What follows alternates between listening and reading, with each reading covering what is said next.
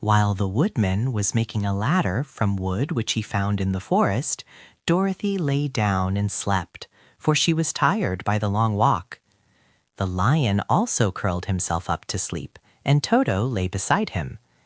The Scarecrow watched the woodman while he worked, and said to him, "I cannot think why this wall is here, nor what it is made of." "Rest your brains, and do not worry about the wall," replied the woodman. "When we have climbed over it, we shall know what is on the other side." After a time, the ladder was finished. It looked clumsy, but the Tin Woodman was sure it was strong and would answer their purpose. The Scarecrow waked Dorothy and the lion and Toto and told them that the ladder was ready. The Scarecrow climbed up the ladder first, but he was so awkward that Dorothy had to follow close behind and keep him from falling off. When he got his head over the top of the wall, the Scarecrow said, "Oh my!" "Go on!" exclaimed Dorothy. So the Scarecrow climbed farther up and sat down on the top of the wall, and Dorothy put her head over and cried, "Oh my!" just as the Scarecrow had done. Then Toto came up and immediately began to bark, but Dorothy made him be still. The lion climbed the ladder next, and the Tin Woodman came last, but both of them cried, "Oh my!" as soon as they looked over the wall. When they were all sitting in a row on the top of the wall, they looked down and saw a strange sight. Before them was a great stretch of country having a floor as smooth and shining and white as the bottom of a big platter. Scattered around were many houses made entirely of china and painted in the brightest colors. These houses were quite small, the biggest of them reaching only as high as Dorothy's waist. There were also pretty little barns with china fences around them, and many cows and sheep and horses and pigs and chickens, all made of china, were standing about in groups. But the strangest of all were the people who lived in this Cure country. They were milkmaids and shepherdesses with brightly colored bodices and golden spots all over their gowns, and princesses with most gorgeous frocks of silver and gold and purple, and shepherds dressed in knee breeches with pink and yellow and blue stripes down them, and golden buckles on their shoes, and princes with jeweled crowns upon their heads, wearing ermine robes and satin doublets, and funny clowns in ruffled gowns with round red spots upon their cheeks and tall pointed caps. And strangest of all, these people were all made of china, even to their clothes, and were so small that the tallest of them was no higher than Dorothy's knee. No one did so much as look at the travelers at first, except one little purple china dog with an extra large head, which came to the wall and barked at them in a tiny voice, afterwards running away again. "How shall we get down?" asked Dorothy. They found the ladder so heavy they could not pull it up, so the Scarecrow fell off the wall and the others jumped down upon him so that the hard floor would not hurt their feet. Of course, they took pains not to light on his head and get the pins in their feet. When all were safely down, they picked up the Scarecrow, whose body was quite flattened out, and patted his straw into shape again. "We must cross this strange place in order to get to the other side," said Dorothy, "for it would be unwise for us to go any other way except due south." They began walking through the country of the China people, and the first thing they came to was a China milkmaid milking a China cow. As they drew near, the cow suddenly gave a kick and kicked over the stool, the pail, and even the milkmaid herself, and all fell on the china ground with a great clatter.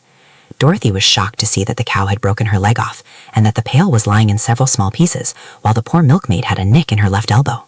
"There!" cried the milkmaid angrily. "See what you have done! My cow has broken her leg, and I must take her to the mender shop and have it glued on again. What do you mean by coming here and frightening my cow?" "I'm very sorry," returned Dorothy. "Please forgive us." But the pretty milkmaid was much too vexed to make any answer. She picked up the leg sulkily and led her cow away, the poor animal limping on 3 legs. As she left them, the milkmaid cast many reproachful glances over her shoulder at the clumsy strangers, holding her nicked elbow close to her side. Dorothy was quite grieved at this mishap. "We must be very careful here," said the kind-hearted woodman, "or we may hurt these pretty little people, so they will never get over it." A little farther on, Dorothy met a most beautifully dressed young princess, who stopped short as she saw the strangers and started to run away. Dorothy wanted to see more of the princess, so she ran after her, but the China girl cried out, "Don't chase me! Don't chase me!" She had such a frightened little voice that Dorothy stopped and said, "Why not?" "Because," answered the princess, also stopping a safe distance away, If I run, I may fall down and break myself." "But could you not be mended?" asked the girl. "Oh yes, but one is never so pretty after being mended, you know," replied the princess. "I suppose not," said Dorothy. "Now there is Mr. Joker, one of our clowns," continued the China lady, "who is always trying to stand upon his head. He has broken himself so often that he is mended in 100 places and doesn't look at all pretty. Here he comes now, so you can see for yourself." Indeed, a jolly little clown came walking toward them, and Dorothy could see that in spite of his pretty clothes of red and yellow and green, he was completely covered with cracks, running every which way and showing plainly that he had been mended in many places. The clown put his hands in his pockets, and after puffing out his cheeks and nodding his head at them saucily, he said, "My lady fair, why do you stare at poor old Mr. Joker? You're quite as stiff and prim as if you'd eaten up a poker." "Be quiet, sir," said the princess. "Can't you see these are strangers and should be treated with respect?" "Well, that's respect, I expect," declared the clown, and immediately stood upon his head. "Don't mind Mr. Joker," said the princess to Dorothy. "He is considerably cracked in his head, and that makes him foolish." "Oh, I don't mind him a bit," said Dorothy. "But you are so beautiful," she continued, "that I am sure I could love you dearly. Won't you let me carry you back to Kansas and stand you on Aunt Em's mantle? I could carry you in my basket." "That would make me very unhappy," answered the China princess. "You see, here in our country we live contentedly and can talk and move around as we please. But whenever any of us are taken away, our joints at once stiffen and we can only stand straight and look pretty. Of course, that is all that is expected of us when we are on mantles and cabinets and drawing room tables, but our lives are much pleasanter here in our own country."